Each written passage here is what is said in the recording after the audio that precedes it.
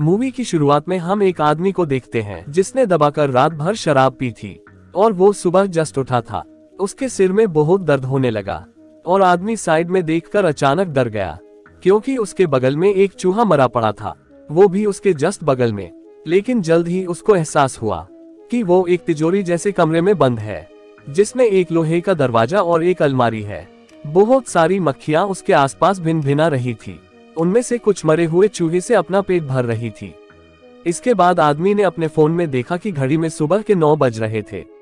उसने दरवाजा खोलने की बहुत कोशिश की पर कोई फायदा नहीं हुआ। उसने दरवाजे को जोर जोर से पीटा पर बाहर से कोई जवाब नहीं आ रहा था। उसे कोई भी अंदाजा नहीं था कि वो इस कमरे में कब और कैसे पहुंचा। थोड़ी देर बाद उसे पेशाब का प्रेशर आया, तब उसे बहुत जोर से बाथरूम जाना था। तब रूम में वो एक कोने में वो हल्का हुआ। तब एक पल के लिए उसे ऐसा लगा कि उसके साथ किसी ने मजाक किया होगा। उसे लग रहा था कि ये काम जरूर फ्लेचर नाम के आदमी का होगा जो कि उसके साथ काम करता था।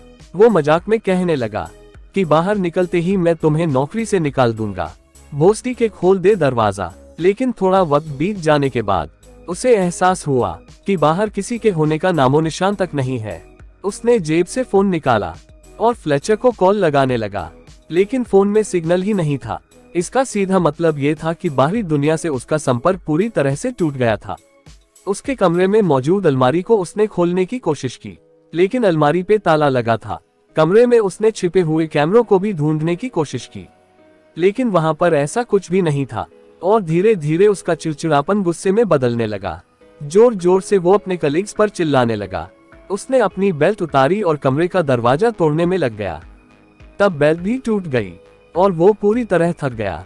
उसे इस कमरे में फंसे हुए 1 दिन से भी ज्यादा समय हो चुका था और उसने पूरे 1 दिन से कुछ खाया पिया भी नहीं था।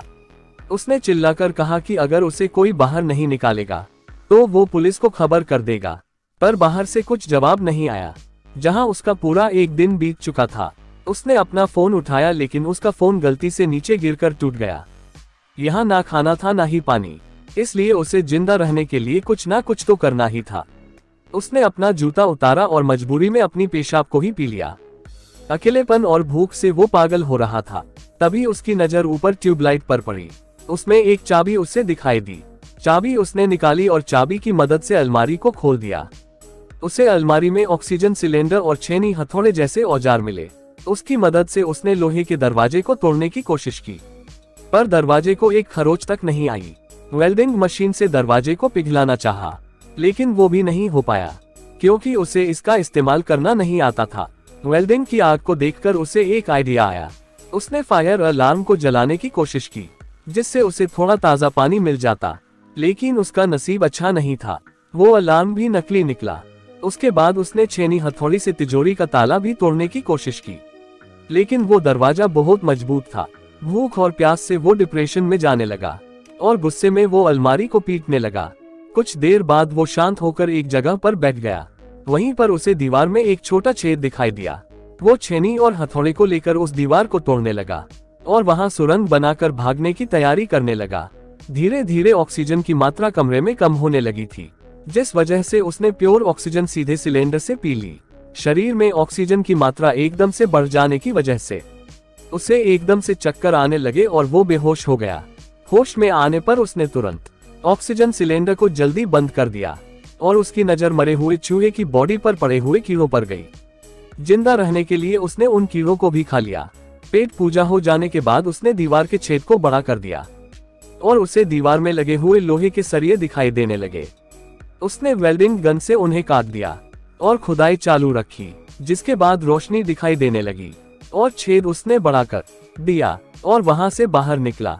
पर बाहर निकलते ही उसके पैरों तले जमीन खिसक गई, क्योंकि उसी कमरे जैसा ही और एक बड़ा सा कमरा बाजू में था और वो वहां आकर भी दरवाजे को पीटने लगा और थोड़ी देर बाद थककर शांत हो गया। उसकी नजर एक कोने में रखे ताबूत पर पड़ी।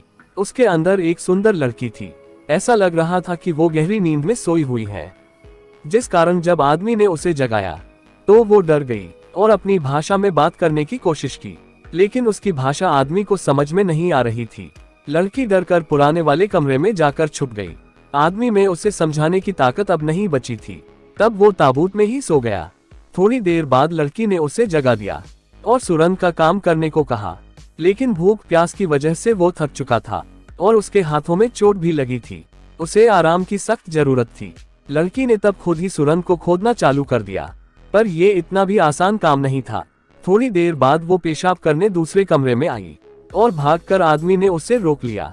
आदमी ने बहुत समय से पानी नहीं पिया था, वही लड़की का पेशाब उसके लिए काफी कीमती था। हिचकिचाते हुए लड़की ने उसके जूते में पेशाब कर दिया। अपनी जान बचाने के लिए आदमी को ये तक करना पड़ा। लड़की को आदमी की भाषा समझ नहीं आ रही थी, लेकिन आदमी को देखकर उसे समझ में आ गया था कि यहाँ पर जिंदा रहने के लिए उसे क्या क्या करना पड़ेगा। फिर आदमी उसे कीड़े खाना भी सिखाता है, लेकिन उससे कीड़े खाए नहीं जाते। इसके बाद आदमी उस दीवार में छेद करने की कोशिश में लग जाता है, लेकिन काफी देर तक काम करने के बाद भी वो एक छोटा सा छेद ही बना पाता है। छेद को देखकर लड़की रोने लगी, लेकिन आदमी ने उसे समझाने के लिए एक गाना गाया और उसे शांत किया, और वो लड़की भी उसके साथ गाने लगी। उसी बीच आदमी के हाथ पर हथौड़े से चोट लग गई और लड़की ने अपने सर का कपड़ा निकालकर उसके जख्म पर लगाया। देखते ही देखते उनमें दोस्ती हो गई और वो साथ काम करने लगे। तभी अचानक लोहे के दरवाजे का ताला घूमने लगा। तब दोनों भागकर उसके पास गए और ताला खोलने की कोशिश करने लगे, जहां पर वो फिर से अपनी जगह पर आ चुका था। काफी देर बाद उन्हें पता चला कि जब तक वो दरवाजे की तरफ पीठ करके रहेंगे, दरवाजा खुला रहेगा। जिसके बाद वो धीरे धीरे करके दरवाजे की तरफ पीठ करके दरवाजे तक पहुंच गए और बाहर निकल गए। पर वैसा ही एक और रूम वहां भी था और एक खाली कब्र बनी हुई थी और पहले जैसा ही लोहे का दरवाजा यहाँ भी था। लड़की ने समय न लगाते हुए पीछे के रूम से सभी सामान को यहाँ पर ला लिया और पिछली बार की तरह ही पीट करके दरवाजे की तरफ बैठ गए। वो सोच रहे थे कि अभी वैसे ही ये भी खुल जाएगा, पर वैसा कुछ भी नहीं हुआ। उन्होंने कमरे में बनी कब्र में ही सुरंग बनाने का फैसला किया, पर आदमी के शरीर में थोड़ी सी भी शक्ति नहीं बची थी और आदमी को बुखार आना शुरू हो गया था। उसे एहसास हुआ कि उन्हें यहाँ कैद करने वाला उनमें से एक का खून देखना चाहता है, इसीलिए बाहर निकलने के लिए उनमें से एक को मरना होगा। इस रूम में बनी ये कब्र ही उनकी आखिरी मंजिल है। उसने लड़की का खून करने के बारे में सोचा, पर उसकी हिम्मत नहीं हुई। उसकी जीने की इच्छा भी खत्म हो गई थी, इसीलिए कब्र में लेटकर उसने मौत का इंतजार करना ही चुना। लड़की ने उसे थप्पड़ और घुसे मारकर जगाए रखने की कोशिश की और उस आदमी को बाहर निकालकर सुलाने लगी। इन सब से तंग आकर लड़की दरवाजे के पास आकर चिल्लाने लगी। फिर भी बाहर से कोई आवाज नहीं आती है और अपने आंसू से वो आदमी की प्यास बुझाती है। अगर वो मर गया तो वो ज्यादा देर तक बच नहीं पाएगी, ये उसे पता था। कुछ देर बाद उसने अपने कपड़े उतार दिए। बेहोशी की हालत में आदमी के हाथों को वो अपने जिस्म पर लगाने लगी।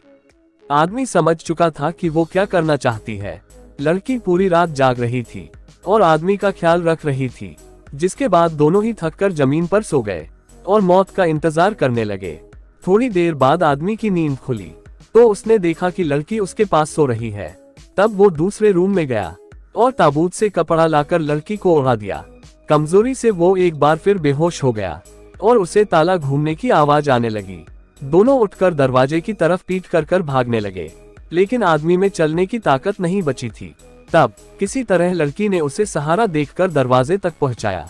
इस बार दरवाजा खुल गया और बहुत ही शानदार नजारा उन्हें दिखाई दिया, जहां एक खूबसूरत सी दुनिया में वो पहुंच गए। ऐसा नजारा उन्होंने आज तक नहीं देखा था और एक दूसरे को देखकर वो स्माइल करने लगे और दोनों ने मिलकर आखिर मौत को भी मात दे दी। और यही मूवी का एंड हुआ। Thanks for watching.